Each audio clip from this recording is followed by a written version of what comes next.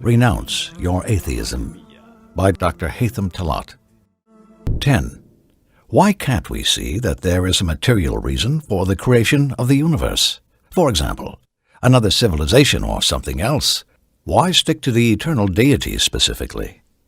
There is a rule that was established by the Islamic scholars since more than 1,000 years ago. This rule states that having a series of actors consequently leads to non-action. Having a series of actors means the presence of more than a creator. This supposition assumes that we have another civilization, and a civilization that preceded it and produced it, and a civilization that preceded the first one and produced it, and so on. So, there is a series of creators, and this series leads necessarily to non-action. Non-action means lack of any creation like the universe, mankind, and so forth. Hence, the sequence of actors leads to lack of emergence of any universe into existence. If one of the civilizations depended on the emergence of another, which has formed it, and this first civilization also depended on another to form it, we will just keep going to infinity, from one civilization to the one that preceded it without reaching an end. Consequently, there has to be a first creator that started everything with the first action. To make this a bit simpler, let us imagine we have some domino pieces arranged one after another, so if one falls, the whole stack will fall.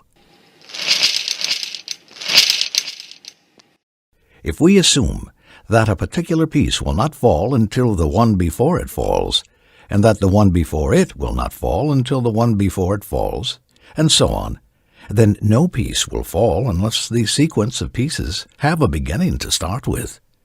If the pieces go on to infinity, then no piece will ever fall.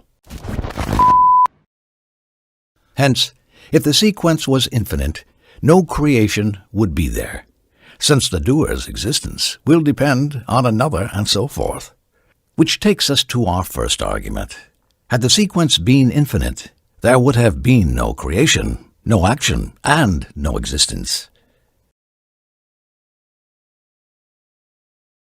There has to be a beginning, a start for the creation, and hence a first creator. So, anything accidental that needs an instigator must necessarily have an originator, and if we say that there is a need for an instigator, then none of this could have emerged unless the long sequence of events had a very beginning. This is why we assert that there is a first creator before whom nothing else ever existed.